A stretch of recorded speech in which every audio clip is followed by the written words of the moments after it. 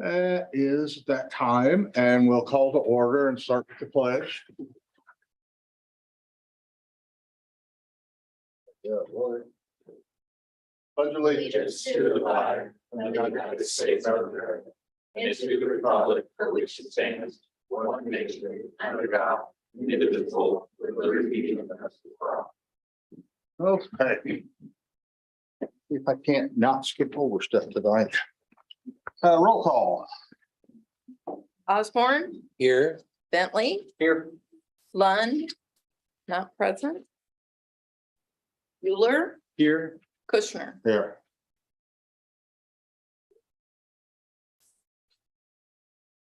Okay, approval of the minutes from September 26th. Move to approve. Osborne, Yes. Bentley, Yes. Euler, Yes. Kushner. Yes. Okay.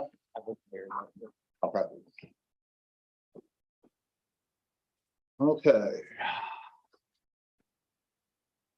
Next is the proclamations.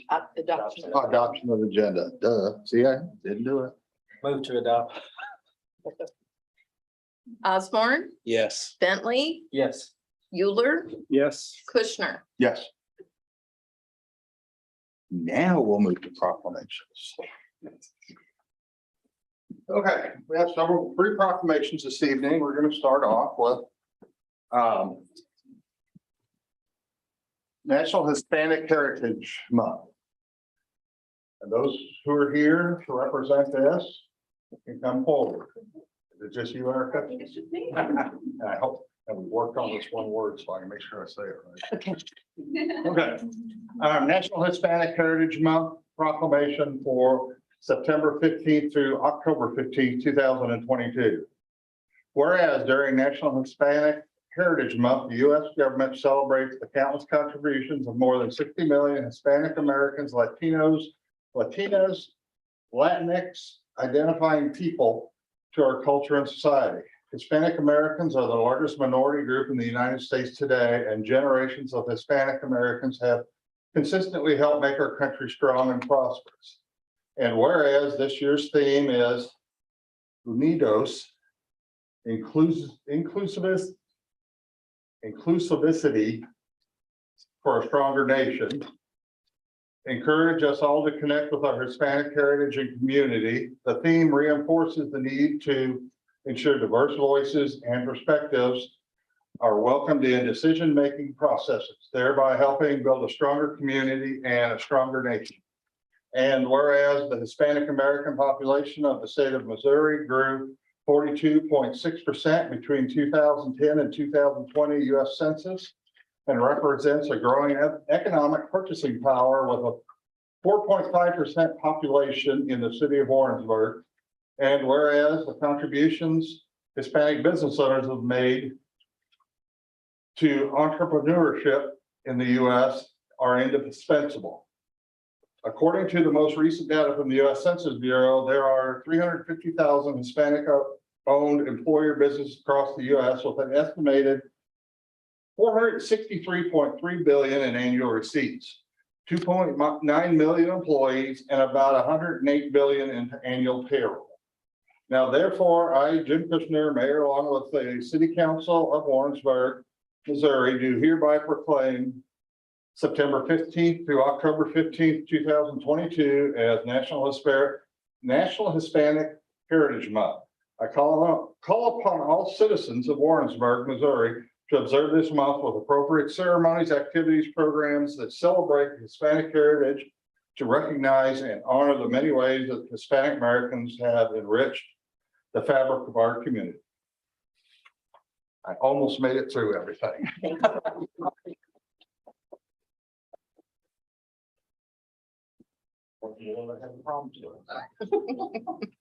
Next, let's point A, a National 4-H Week.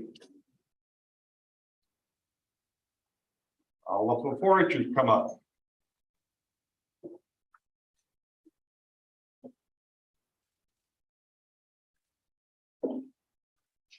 Okay, National 4-H Week proclamation, October 2nd through 8th of 2022.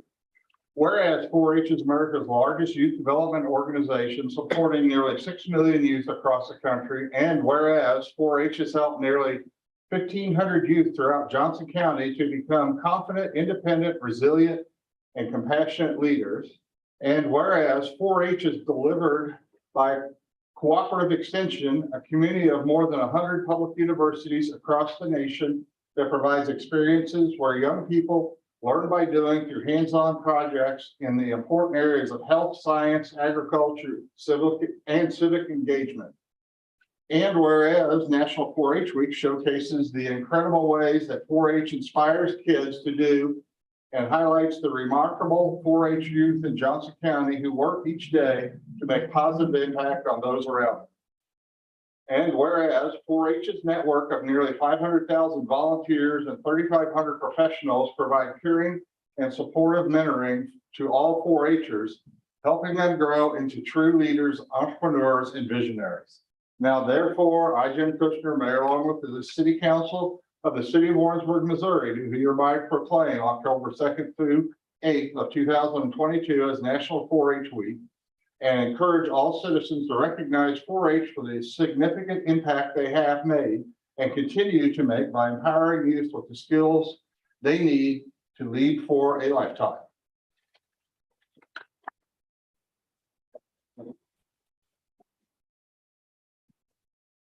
Was it 4-H's when you started?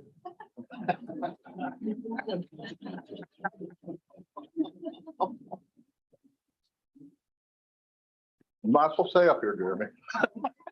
You guys wrote the long one, so.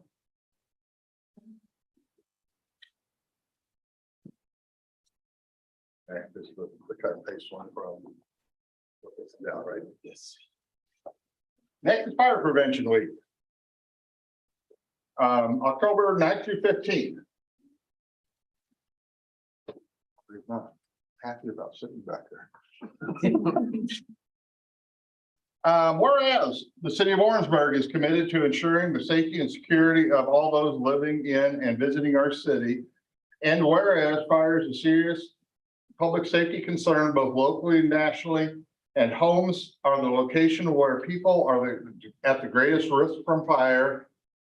And whereas home fires caused 2,580 civilian deaths in the United States in 2020, according to the National Fire Protection Association, and fire departments in the United States responded to 356,500 home fires. And whereas smoke alarms sense smoke well before you can, alerting you to danger in the event of fire, in which you may have as little as 2 minutes to escape safely. Whereas working smoke alarms cut the risk of dying in reported home fires in half, and whereas Warrensburg residents should be sure that everyone in the home understands the sounds of a smoke alarm and how to respond. And whereas Warrensburg residents who have planned and practiced a home fire escape plan are more prepared and will therefore be more likely to survive a fire.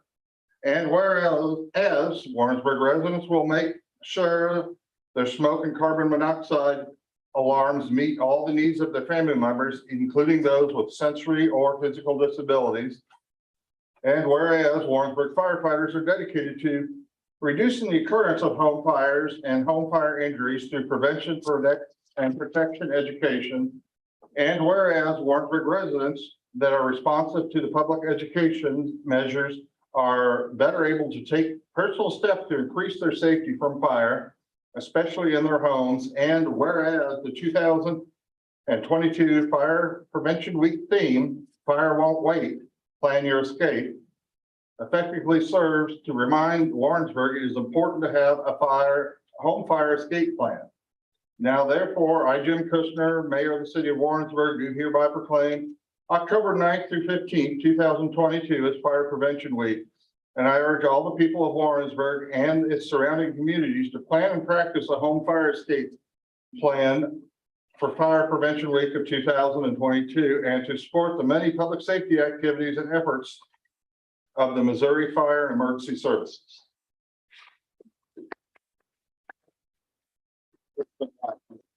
Thank you.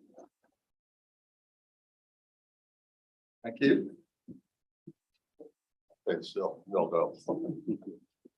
Okay. Yeah, right.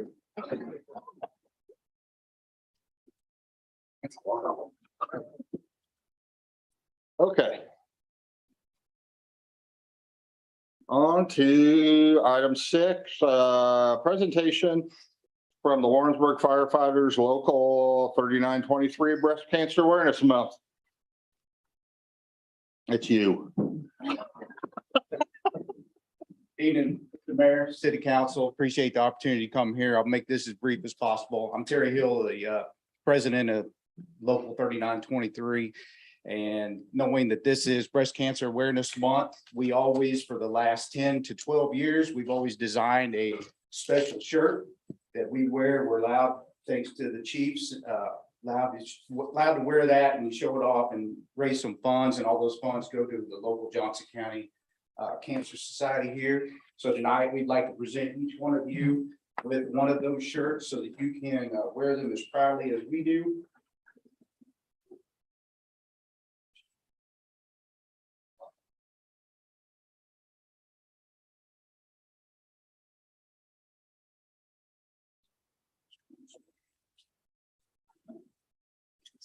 Thank you, sir. That's one thing.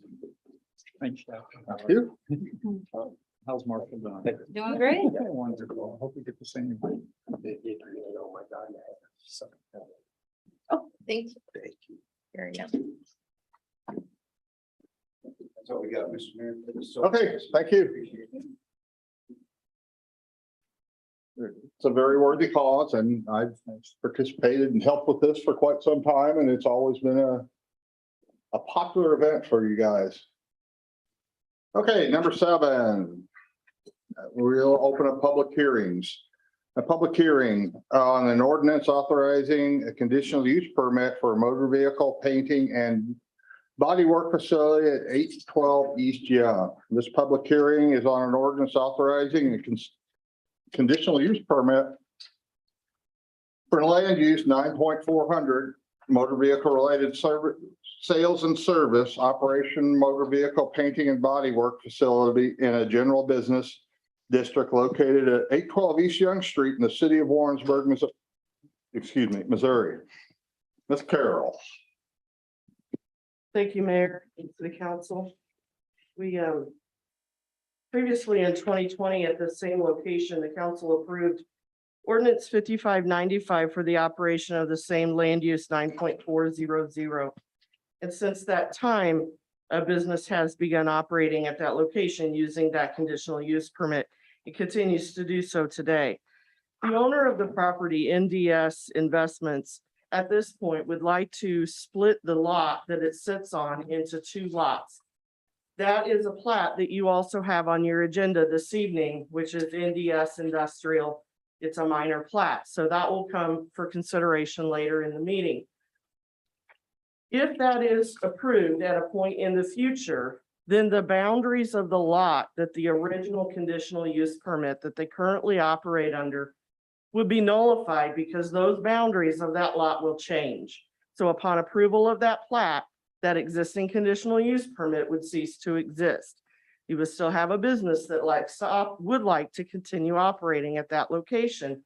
So they have applied for a new conditional use permit for the same operation, the same land use at that location, with the new lot boundary lines as the boundary of the limits of the conditional use permit.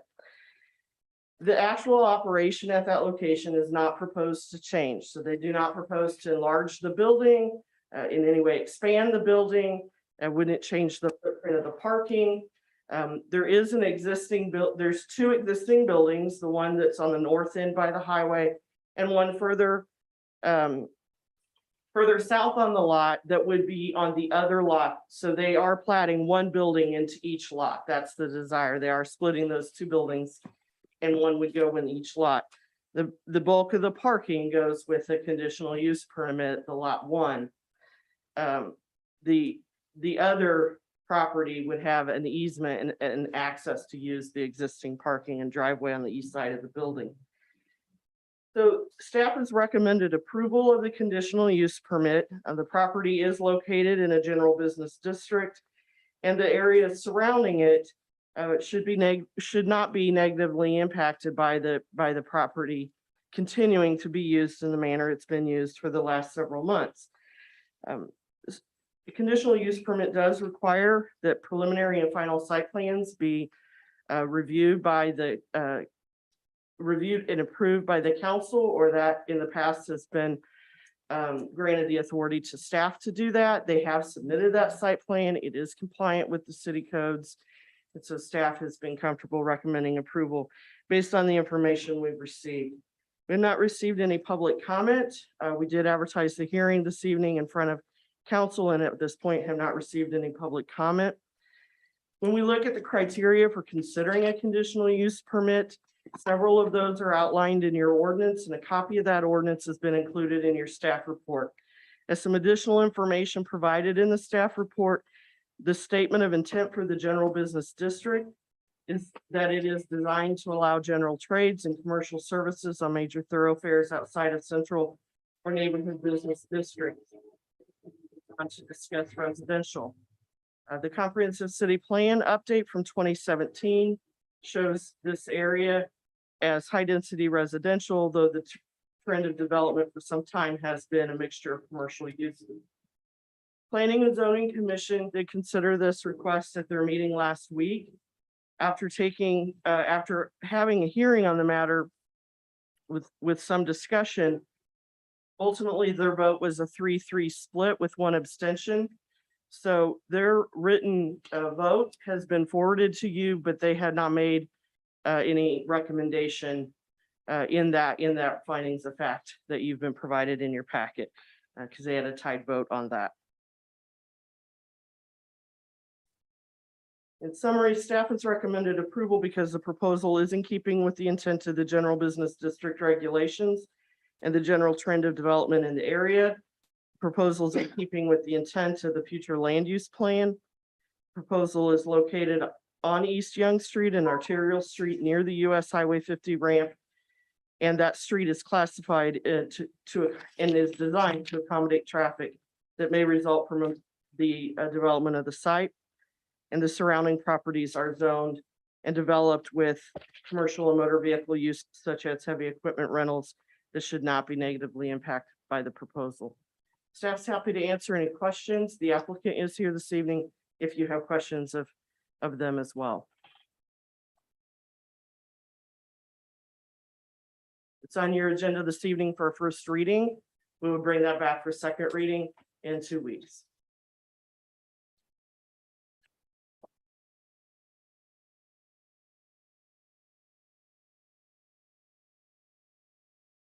Do you have any questions? No.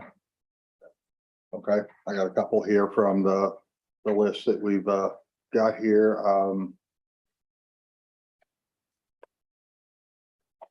What is the opposition or support of neighborhood residents? You said you got no comments, correct? Correct. I have not received any comments.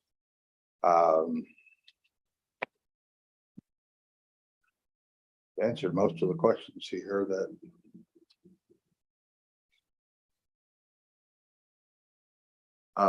Anybody else need to speak? Is there anybody on the list, you know, Barb?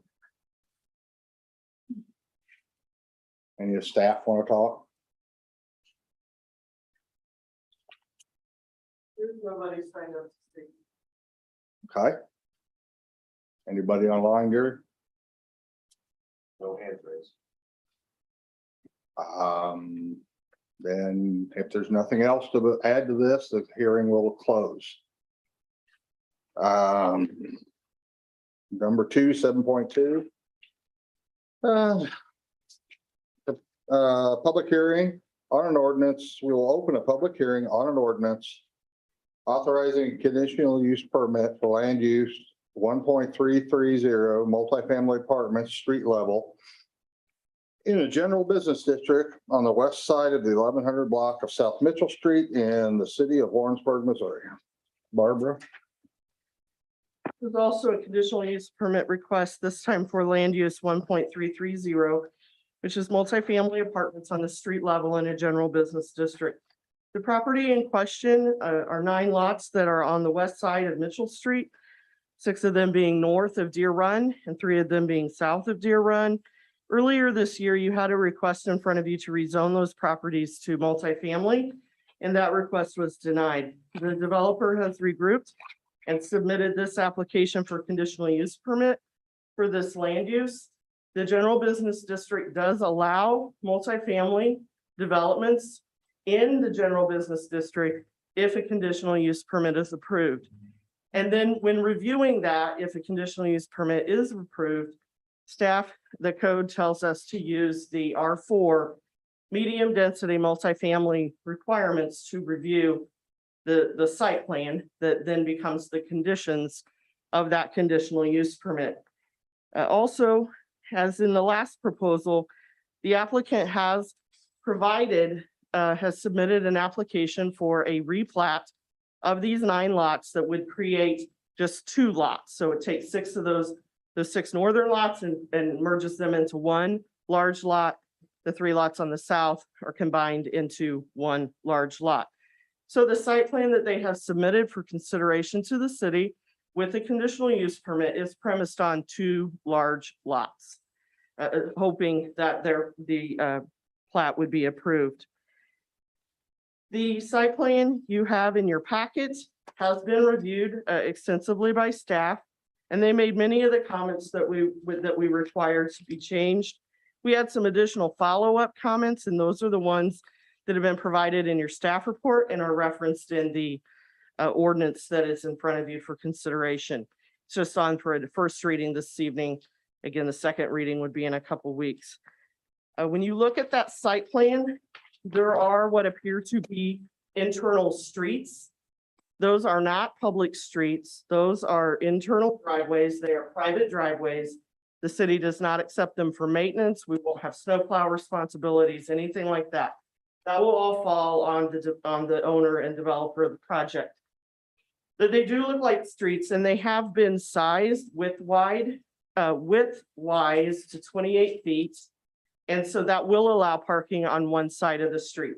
They have also provided driveways from those internal larger driveways into each individual unit. There are copies of pictures in your packet of a project they've done in another community, and you can see what these, some are duplexes, some are fourplexes. You can see what these properties, the homes look like, what the units look like, and those driveways, they go up to a 1-car garage. So each unit has a 1-car driveway and a 1-car garage, and then there would be overflow parking provided on these internal larger driveways. At this point, staff is able to recommend approval because we feel that they will be able to meet the city's code requirements, given the site plan and details they have provided to this point. We have asked that we be allowed to approve the final site plan, as at this time, they have not submitted for a building permit, and we don't have all of the plans for each of the unit. We've seen kind of conceptual floor plans when we get this full set of construction documents. If there were any changes, minor changes necessary, staff would have the authority to approve those. We don't anticipate any major changes needing to be made. If there were major changes that needed to be made, that would have to come back to this body as an amendment to the conditional use permit. We provided in the staff report the list of 7 comments, including a detailed description of the landscape buffer that will be required between this project and any of the sides of the project that border on a residential district.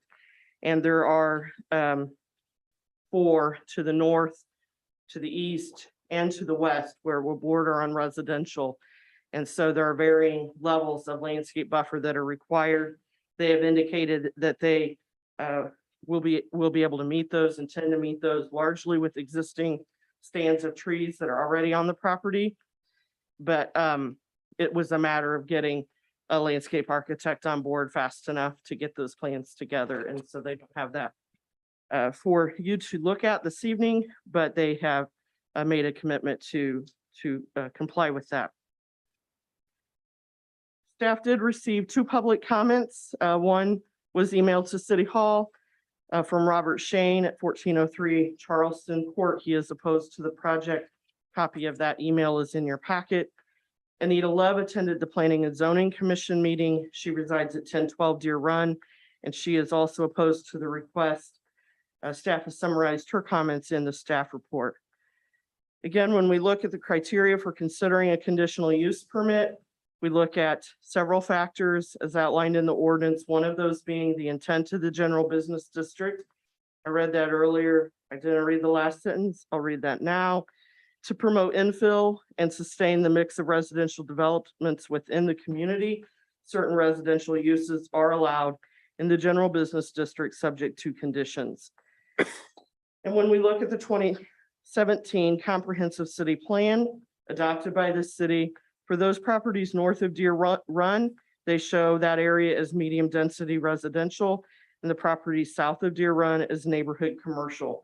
The trend of development in the area is a mixture of single family, multifamily, and industrial uses.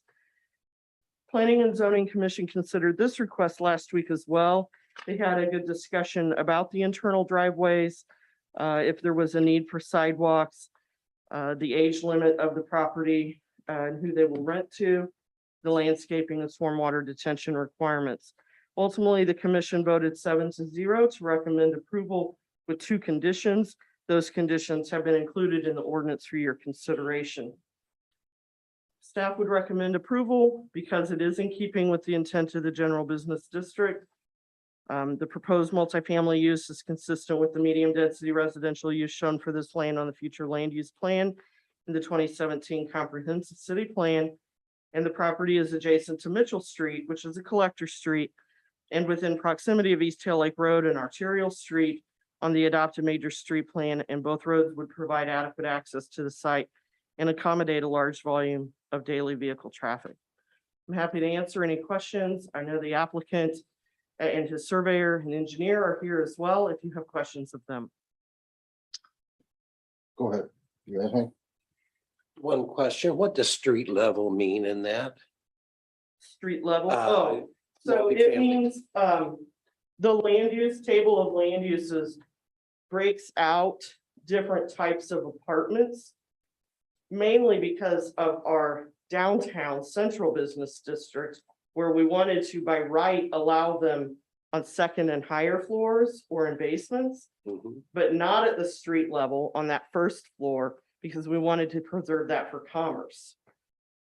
Because it's broken out for one district, it breaks it out automatically for every district. So when you look at our table of uses, there's multifamily at street level, which is just your first floor, and then multifamily at second and higher and in basement, two different land uses. Okay. This one is asking for street level because they're just doing a one-story project. Sometimes we have, especially in general business, it wouldn't be uncommon to see like a two-story townhouse development. And in that one, they would have asked for two different land use codes, one for street level, one for second and higher. Thank you. I got a couple, three maybe. How, since these are driveways that lead to driveways, how are you going to annotate how you get where you're going? Is it driveway A, B, C, or named driveways? They have proposed names for the driveways because they're not city streets. Staff requested that they be taken off. So I believe they will all be addressed as something south of Mitchell Street. You're gonna have a building A, a building B, a building C, and then a unit number. Much like Magnolia Ridge and some of the other, okay. Yes, yes. What's the difference, if you can explain for everyone, the difference between this request and the request from earlier this year? So the request earlier this year was a request to rezone the property from general business to R4. And with that, that's just a change in your designation of your district. It doesn't speak to the specifics of any one project. So while they had this project in mind when they requested that rezoning, if they walked away from the project 1 year, 10 year, in any time frame, that land would have been zoned R4 for all of time. And any multifamily project could have come in and made application, met our 4 requirements, and they could do the project. So there are a lot more unknowns at the time of a rezoning. Because you don't have it's not specific to any one project. With a conditional use permit, in this case is the same developer on the same land. But with the conditional use permit, with the request now, you very specifically know what the project's gonna look like. How many units exactly, how they're gonna lay out exactly, where the front doors are gonna be, where the parking lots are gonna be. If there's gonna be parking lots versus driveways. You have you know a lot more about the actual specifics of the project and what it's going to look like, and can better gauge the impact of this project on this neighborhood. And then the site plan, those are the conditions of your approval. So if they make building permit application for 2-story units, even laid out exactly the same way, with the same number of bedrooms, that's different than what this conditional use permit was issued this evening. If they made it for 5, if they make building permit application for 5 more units than what they're showing this evening, then they're back in here asking for an amendment to the conditional use permit. Okay, So at this point, you have a greater control over the development of the project as well. If you felt that there were potentially negative impacts as a body, you could come up, you could attempt to add a condition that would mitigate that. If it's reasonably connected to what you think that negative impact is going to be, you could try to mitigate it by having additional landscaping or making them change the orientation of a building or something like that. okay, Staff is not, we don't foresee any of those. We've not recommended anything like that, but it would be within the power of the legislative body to consider that. okay. The next couple I got are probably, you may get to answer or the applicant. Is this going to be a managed group or to where snow removal, yard maintenance, all that is done by the ownership or individuals? I'll let the applicant speak to that one. You will handle all of it, okay? And ownership will be retained by you and not individual buildings? Okay, Yeah, it is not a planned unit development. And so if an individual will not have the option of buying their units. So it's not like Savannah Commons in that respect. okay. It will be a rental. So just to help explain to other people, I know what you're telling me, but to make it out loud, if there's an issue with the property or anything, there'll be someone that the city can get a hold of or somebody can get a hold of to say if trash is blowing all around or what have you. Yes, sir.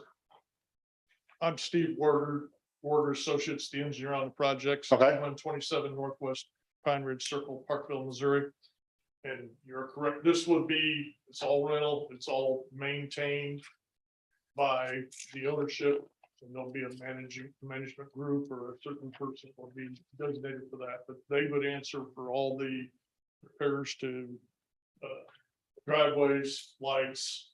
We'll do the mowing, trash, all, Okay. we'll handle all that. It's just tons of questions that people want to know. And I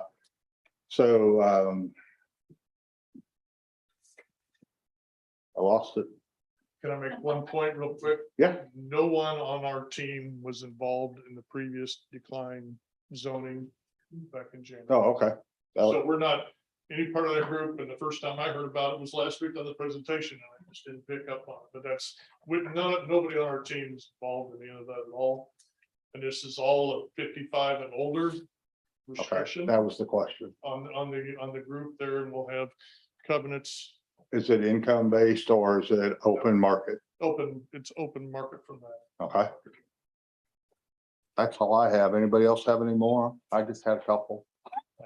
Anybody in the audience, please, or is anyone signed up, Barbara? And we're in agreement with all the conditions and be happy to answer any questions. Obviously, you don't have any, but if you have something later on, let us know. Okay, thank you. No one has signed up. Okay, staff, anybody else have any questions or comments? Okay, then we'll close that. Pardon me? I'm sorry, I forgot Gary. Okay, we'll close that hearing. The next, I don't want to skip stuff like I did last time.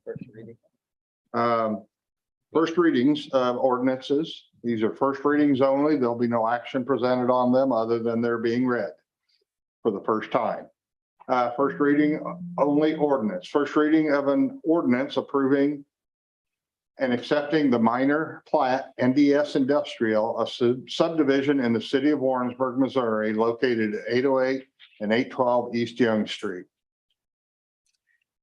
I alluded to this application earlier. This is also brought forward by the same applicant that had the conditional use permit hearing a few minutes ago for 812 East Young Street. So the current parent property is a large tract of land, or it's a large rectangle, proposing to divide that into two lots. Lot 1 would be 812 East Young Street, which would have the auto body shop on it in the existing building. And then the second tract would be Lot 2, which would have the existing building that's on the south end of the project on it. There is a 50-foot wide strip of land on the west side that goes from Lot 2 north alongside of Lot 1 to a frontage along Business 50 Young Street.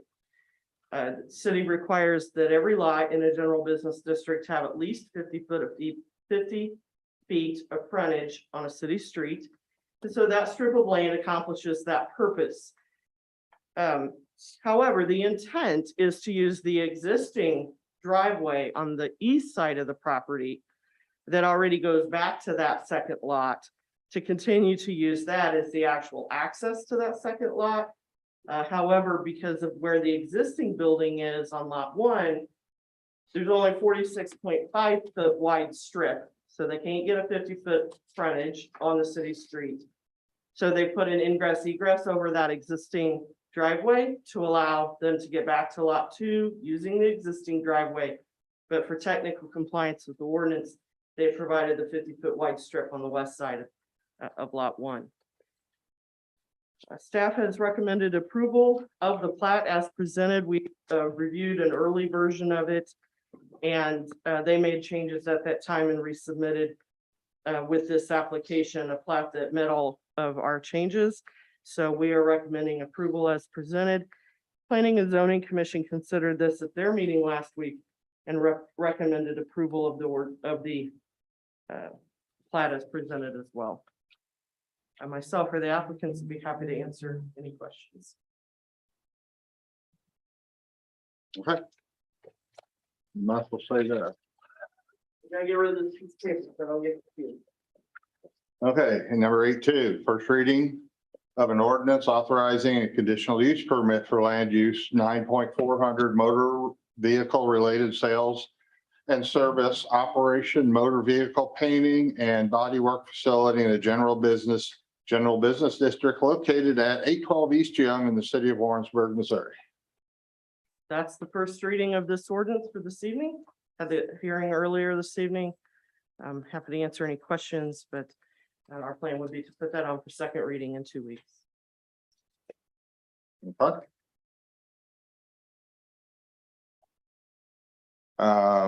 Next is a first reading of an ordinance approving and accepting the final plat of Deer Run Cottages, a subdivision in the city of Warrensburg, Missouri, located on the west side of the 1100 block of South Mitchell Street. So this is the minor plat that does the lot combination of 6 of those lots on the north side of Deer Run into one large lot, and the 3 lots on the south side into one large lot. You would have 2 lots then in the Deer Run Cottages subdivision. And they also made the changes that staff requested.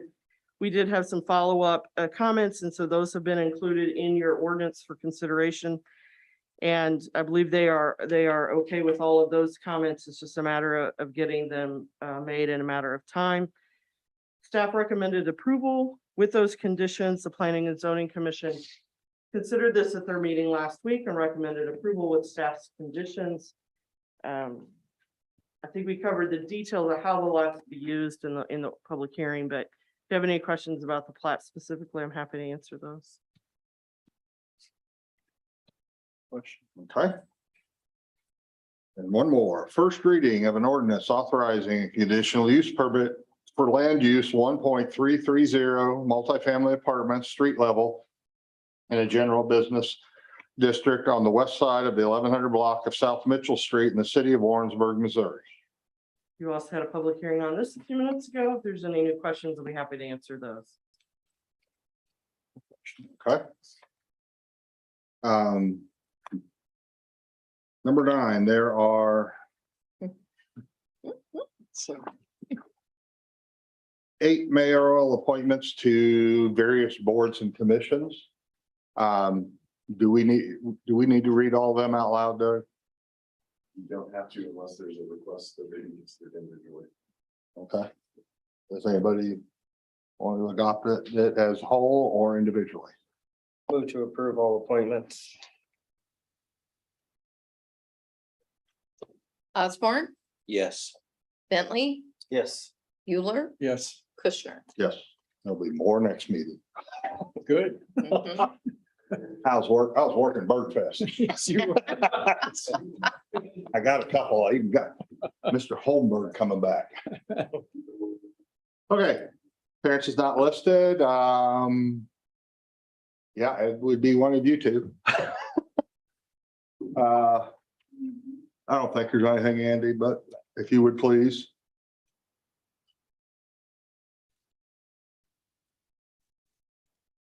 He said 0. Okay. Miscellaneous matters from the mayor and or council. The only thing I've got that I can think of is, well, no, I've got 2 things. First off, I've been hounded by people in my neighborhood telling me how great that Popcorn Park is all of a sudden getting fixed instantly.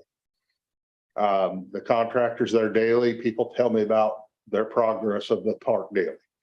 So thank you, Enrico, and the new attention that is being given to the maintenance. And Birdfest this weekend, if you did not attend, was probably the largest one that we've had, and it was busy from end to end. The car show was more than double than what it normally is. And those people that stayed out at the car show all day, you can tell who all of them are in town. They're all red-faced from being sunburnt. But it was an awesome time this weekend. The city's booth was busy all the time. The queens of games, both Marcy and Barb, were giving away sunglasses and everything in the world regularly. We had a lot of prizes.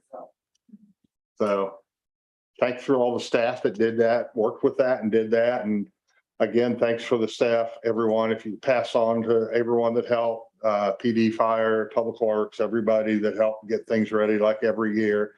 Jill came to me and told me personally that make sure that everybody knows that the appreciation is great. Okay, anything else? Bruce, Eddie? How about you, boss?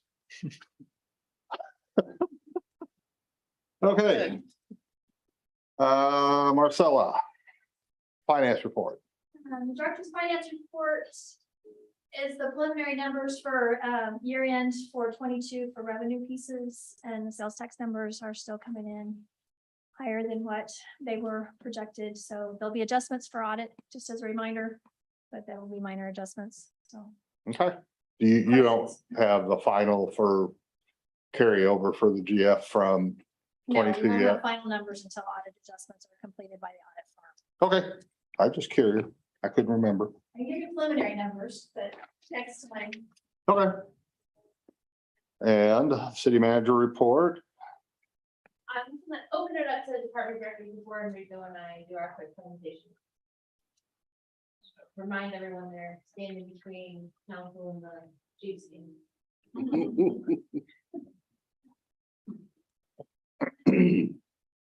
Gary, will you please hold my presentation?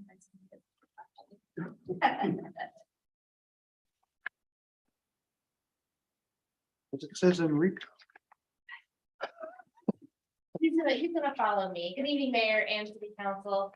Thank you for an opportunity to talk a little bit about our our Raise Grant project, which is the McGuire Street Gateway project, and unfortunately, we're going to have to stop calling it our Raise Grant project. We applied, as you will recall in 2021 and 2022, for the Raise Grant that's available through the U.S. Department of Transportation.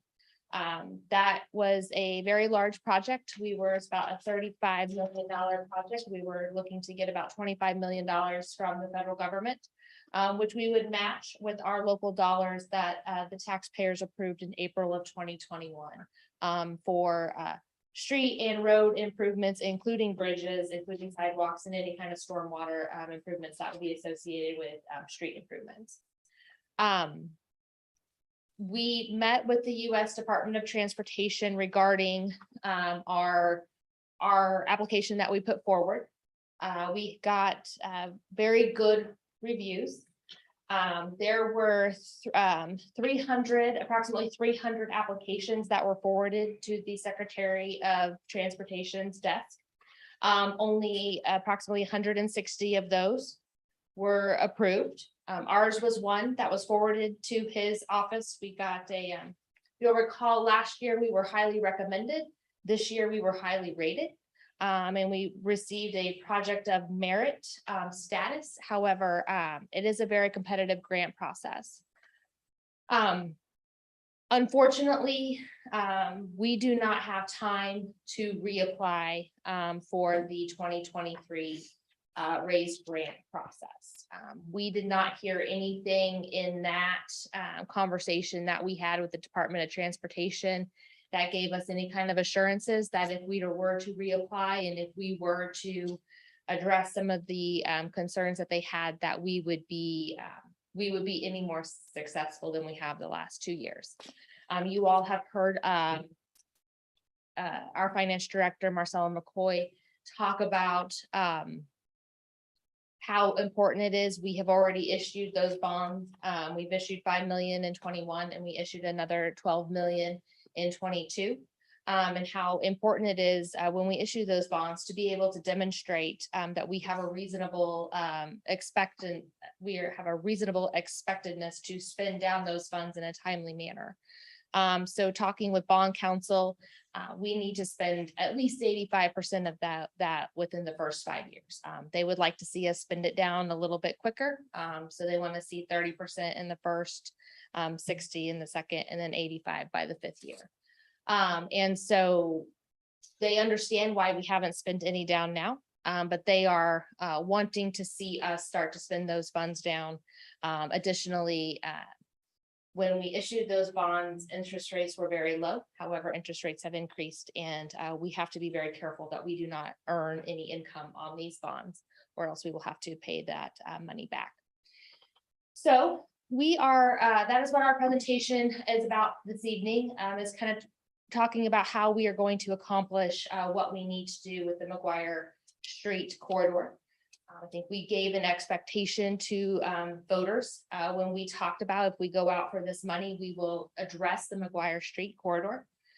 We talked about an interchange to replace the current bridge. We talked about adding green spaces, adding sidewalks, doing stormwater improvements. And most importantly, I think we all know how the condition of the pavement is on McGuire and those challenges that we see with standing water. So we have another opportunity with the community revitalization grant that was issued by the Missouri Department of Economic Development. So this is their ARPA money that our state legislators have given to the Department of Economic Development through the American Rescue Plan Act funds. You'll recall we got our own distribution of $4 million. The Department of Economic Development got quite a bit more than that. So they have put together this community revitalization grant, and they have some other categories that they are working on as well. So what they have listed on the eligible activities for impacted and disproportionately impacted households. They've listed some of those activities: develop affordable housing, child nutrition programs, create temporary residences, emergency housing assistance, facilitate long-term access to banking, and facilitate literacy programs. They have another category for eligible activities for disproportionately impacted communities. So there's a list of those eligible activities. You'll see cost to secure vacant lots, remove environmental contaminants, demo vacant buildings paired with greening, meaning we're going to tear down buildings. We're going to add additional green space on those lots. Convert vacant properties into affordable housing, neighborhood cleanup programs, development of parks and green spaces, development of recreational facilities, and creation of sidewalks, crosswalks, and streetlights. And then they've also listed eligible activities for impacted small businesses. And so looking at training programs to help small businesses grow, to help them start new businesses and grow their new business, to rehabilitate commercial properties, storefront improvement programs, and facade improvement programs. I want to back up for just a minute because I know we have 2 new council members who have not been along with us on our ARPA journey the entire time. So when we received the American Rescue Plan Act funds, you'll recall that there are certain categories and beneficiaries that those funds had to go towards. Because the city received less than 10 million, we can basically spend those funds however we choose. We don't have to show the COVID impact. We don't have to show that we are, have impacted the necessarily like the community, this disproportionately impacted communities, households, and small businesses. We got that exemption because we received less than $10 million. The state of Missouri did not, they received more than $10 million. And so they do have to demonstrate and show how those funds are being spent in those particular categories. So that is why when we talk about our ARPA funds, we do not have to talk about the eligible activities and the beneficiaries. However, as we're talking about this money through the state, we will have to talk about those. So then they also went on to list a bunch of ineligible activities that they had, which is the demo of vacant residential properties, general infrastructure projects. I think all of us on staff took this one a little personal. Sure. Including street construction or repair, bridges, parking lots, etc.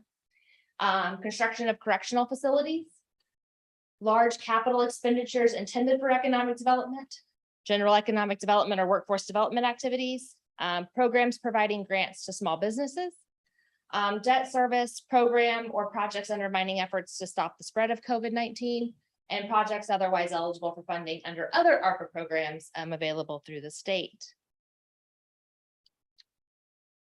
A few other kind of qualifications and requirements of this particular grant. There is $15 million available for the central region. So you'll see the heart of Missouri there. That is the central region where we are smack dab in the middle of, and you can see that they are going to be spreading $15 million very thin across that central region. It is at least a 50-50 match. We will score higher if we can demonstrate a greater match. So if we're looking at a 60% or a 70% match, we will score higher on our application. We can submit multiple applications. However, our grant minimum must be $250,000. In the grant maximum, so total, if we submit multiple applications, is $3.75 million. Required documentation that we have to submit with this grant application. We have to demonstrate community support, narratives for the project. We have to demonstrate past performance for similar projects. We have to talk about our budget, accounting and financial systems. We are not concerned about being able to demonstrate that we can do that successfully. And then we also have to demonstrate community priority. If we do a capital expenditure greater than $1 million, we are required to provide additional written justification. And then last, but certainly not least important, you'll see time stamped. So we are expecting several applications to come in. The state has, or the Department of Economic has stated, if there are applications that are tied, they will look at who submitted their application first. That will be the time breaker. So after a marathon meeting a couple Fridays ago, we put our heads together. We've thought about what those eligible activities are. We've thought about what the ineligible activities are. what we can administer, what we think is a community priority for us here for the city. And what we are proposing and bringing to you all, and this is open for feedback. We have a little bit of time to keep talking about this, but as I mentioned, the timestamp is going to be important. We would like to pull out of our McGuire Street Gateway project, the side path trail along the corridor and the crosswalk and sidewalk improvements. It's about $998,000 for the 10-foot side path trail, 6-foot sidewalks on the other side. It's about $216,000 of right-of-way acquisition and about $240,000 of utility relocation. So we feel like this will be a competitive project. We think we could demonstrate, because we have done a lot of the economic impact work. We have done a lot of the legwork when we applied for the McGuire Street Gateway project on other grant opportunities, that we can demonstrate that we can be successful at this and that this will have a very big impact in our community. So we will be under the, our beneficiary will be disproportionately impacted communities. And so the entirety of the McGuire Street Gateway project is in an opportunity zone. So we will be able to demonstrate that we are qualified census tracts. So we definitely fit nicely into that particular category there. So. Again, I know this is a lot of information for city council to take in this evening. You know, when we looked at our $4 million of ARPA funds and how we were going to spend those.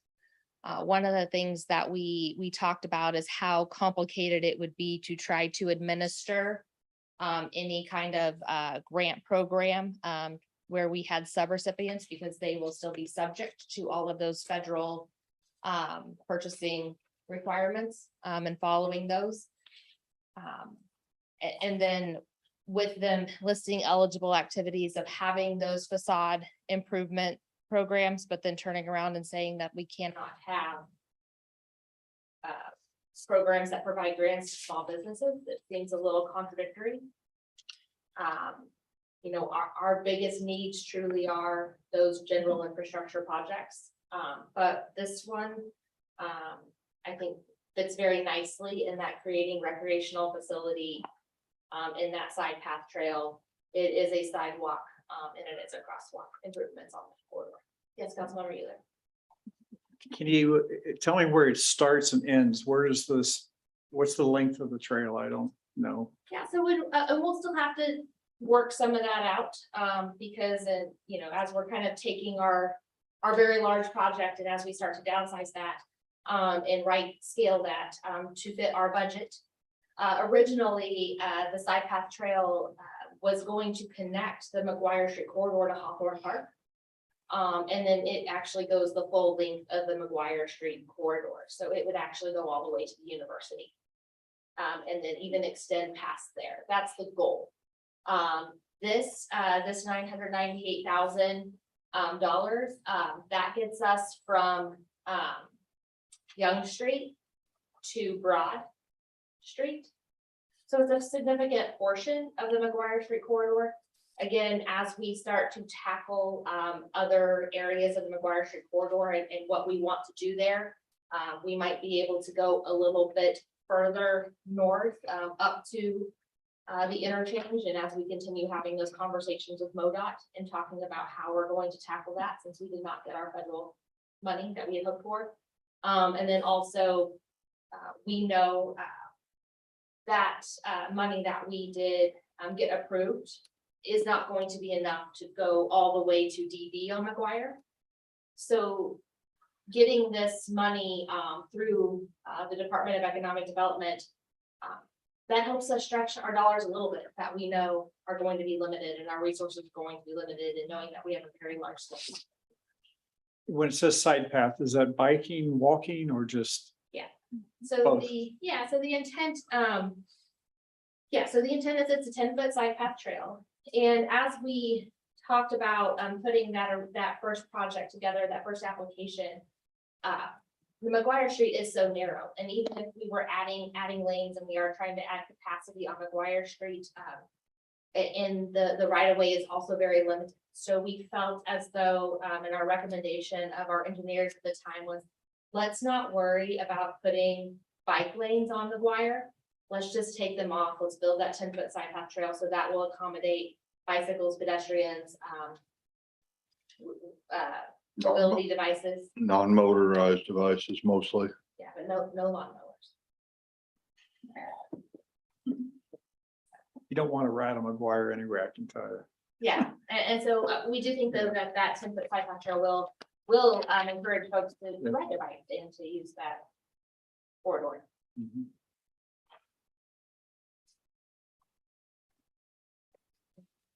Yeah, of course. The right of way acquisitions, this is just a educated guess on what it is. Actual negotiations will have to. So that is just what, that $240,000, that is just what is allocated to the side path trail. And so we're gonna have to do a little bit more homework on this. When you look at the raise grant project, our total right-of-way acquisition, I believe, is closer to the $2 million mark. Okay. That's what I was kind of remembering. That's what I was getting at. And what you said, the higher the percentage of the match, the more. What are we thinking about? So you get 9 points if you have a 60 to 69% match, and you get 10 points if you have a 70 to 79% match. So I think as we start putting our application together, and you know, the nice thing about this grant program is they do have a great matrix that we'll be able to go through. I think we'll be able to know what our score is when we submit it for the most part. Okay. There might be some subjective wiggleness in there. So I think as far, you know, to me, there's no benefit in doing 65 to 69%. So we might as well do 60 or 70. You're either gonna get 9 or 10 points there. So we'll work through that. Okay. You said down to Broad Street. Does it make sense to go down another block to Christopher or South Street? On which side of the street is this going on, or? So right now it is slated to go on the east side of McGuire. And so we talk about whether we're gonna go to Broad Street or whether we're going to go to Christopher. We did have to scale back our engineer in our raise grant application. We did have to scale back the project quite a bit to fit into that right dollar amount. And you're trying to balance your benefits and your cost. And so they did scale it, the side path trail back a little ways. And so we are going to be working, and Enrico's getting ready to do a quick presentation about project delivery methods. We are going to have to design this project. I do think it has been long enough since we did our original McGuire Street corridor study. I do think and since we are not going to really be able to do the full extent of what we had hoped to with the interchange and with some of the widening of McGuire, I do think we will have a very extensive community engagement portion as we embark on this project and the design of this project, since it will. We all know what it's going to look like to put down new pavement, but what is that corridor going to look like? And like I said, when we did the original study, that was 10, 13 years ago, 10, 11 years ago now. And so it's probably time to go back to the community and have a community engagement portion. And as we see what's important to them, what their priorities are, if we can extend, you know, a block more, we'll make that balance. We'll see. We'll have to make those judgment calls. I think it sounds like a good project, so. I know there's still a lot of unknowns hanging out there, but I do think if we can go for this grant, you know, even if it is about $400,000, that's $400,000 where if we don't do that, the side path trail might be something that we would have to eliminate from our overall scope. Sounds like a plan.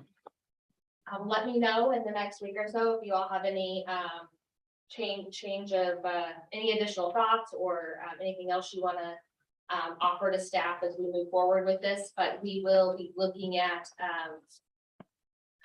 action on the 24th, to move forward with this grant, application, and demonstrating that the governing body will commit, whatever that percentage is that we need. Without further ado, Enrico's gonna talk a little bit about, project delivery methods for the Warrensburg gateway.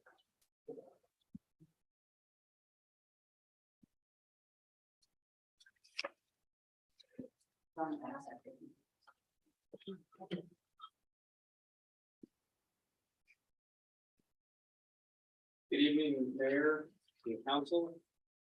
So with the work that the city manager is working on with pursuing another grant opportunity to stretch the dollars that we do have. The intent of my presentation tonight is also to show that we're trying to turn over every stone to make sure are there additional ways that we can further the dollar that we have. And that will be specifically project delivery methods. And so there's two paradigms for delivery methods, and I tried to simplify everything as much as reasonably possible just to give everyone a baseline. So there's the traditional route for design bid build, otherwise also known as a plan spec. And in this paradigm, the owner would deal with either two or multiple contracts, one with an engineer, another with a contractor, perhaps another with an architectural firm, depending on the scope and the complexity of the project. And then subsequently, you know, the engineer, designer, contractor would have the subs under them. Conversely to the design bid build delivery method, everything else is generally construed as alternative delivery. So within the alternative delivery, there is the most popular, which is design build. Below that is kind of the new kid on the block, which is progressive design build. Construction manager at risk, public-private partnerships, and kind of the list goes on. One of the key distinguishing identifiers between design build in particular and design bid build is that there's a single contract that the engineer and the contractor work under. You can divvy that into two, but it is most common to have just the one contract. And that puts everyone in the room, puts everyone at the table, and as the design takes shape, the owner is involved in every step. And that's really the bulk of the discussion tonight. And so here's a timeline of comparing the design bid build, and the progressive design build schedule from conception to completion.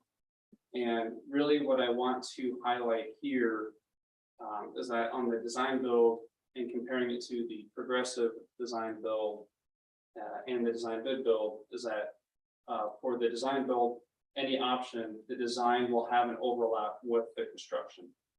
And so part of that is accelerating when the contractor can proceed with the work, which is usually around a 60% complete for the design. That's enough for the contractor to understand what is going on and make reasonable decisions. And being under one contract, the contractor at any time can ask the engineer, what did you mean by this in the plans, or anything like that. So it's really designed to help mitigate any change orders or overruns in the schedule and things like that. On the progressive design build side, the same thing. There are some key distinctions between the design build and the progressive design build. In particular, this progressive design build is parsed into two phases. A phase one kind of covers all of the pre-construction side of things, from conceptual design, detailed design, any utility coordination that would need to happen.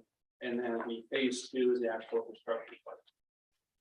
Before the actual construction starts with a progressive design build, there's a concept called like an off ramp, where the owner, if at any point feels uncomfortable with the project cost, they can bail out from that and then just proceed with the contract, or proceed with the construction under a normal design bid build process. And another thing about the progressive design build is the owner in this instance would not know what the construction dollar amount would be until the construction has started. So that would be a risk that the owner would take. But considering that they would be involved in every step along the way, theoretically, they should have some understanding of what the cost could be. Design build is not like that. Design build, they would know, the owner would know what the cost is before the project starts, before the actual construction starts. And those two things are known as the guaranteed maximum price. And so that's really a big benefit to using a design build paradigm. And so with the current market the way it is, price and fluctuations across the board, we're seeing that on a lot of our capital projects, that prices are, it's very hard to guess what they could be. And so having some type of assurance from the designer and the contractor, what they believe that they could achieve the project under, say, if they said we can do this project for 2 years, 15 million, they are then guaranteeing that they could do that for 2 years, 15 million.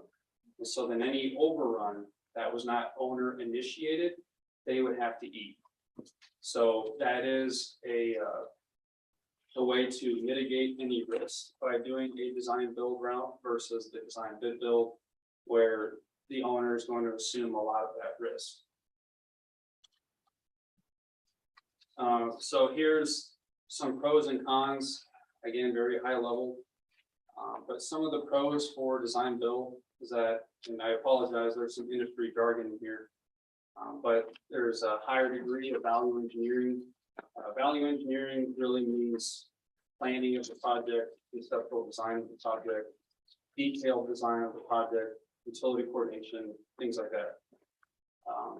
And that is intended to look at analyzing how can this project be a net gain for the community. Another thing about design build is that it's very true to triple constraint, which is referred to as the scope, schedule, and budget. Since a design build project would offer a guaranteed maximum price, the contractor nor the engineer want to exceed whatever number that they give us. So that, again, is a benefit to us. Now, some of the cons, there are some statutory drawbacks. In particular, for the state of Missouri, they do have for whatever reason, a 3-phase qualifications-based procurement process. So it is a very prescriptive, drawn-out way of saying that if we proceed with any design build responder and we review their designs and they make it to the final 3, that we would then have to provide them a stipend. In other words, we would be paying them for the fact that they bid on our work.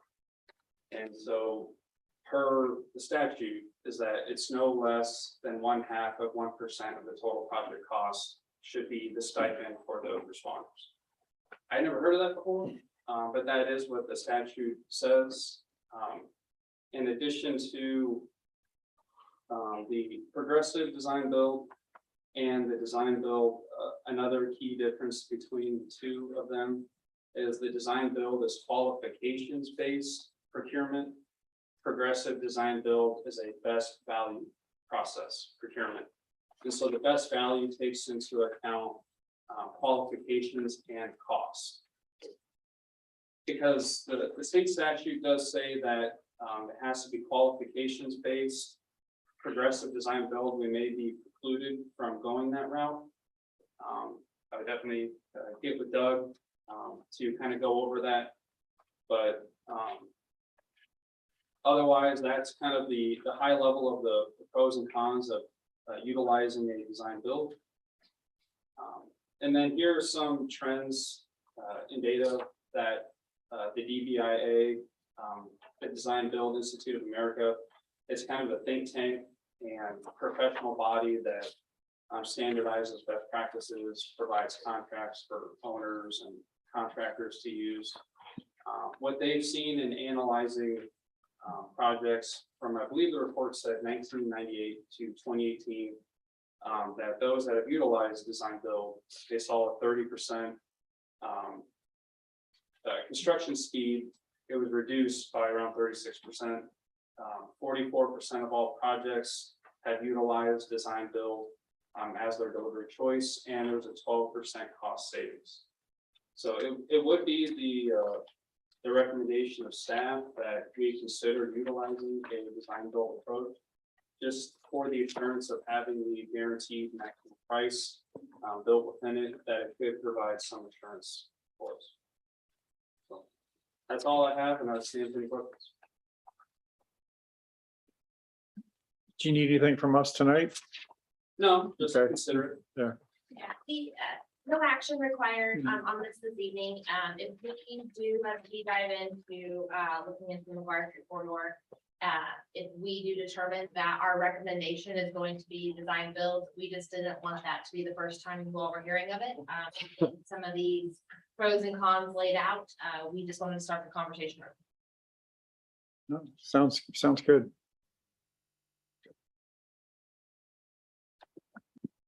Thank you, Enrique. Questions? Okay, we adjourn unless, sorry, yeah.